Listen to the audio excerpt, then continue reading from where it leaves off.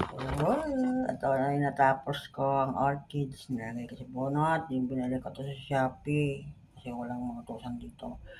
Mura lang tong bunot to. Delikari ko kanina. Hinapi ko.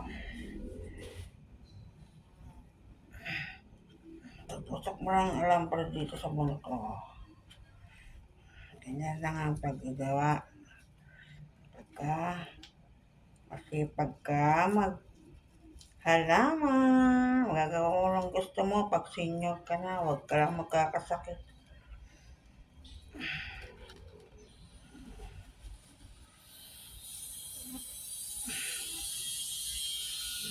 Tapos lalagay ko ito sa labas, sasabit ko sa doon.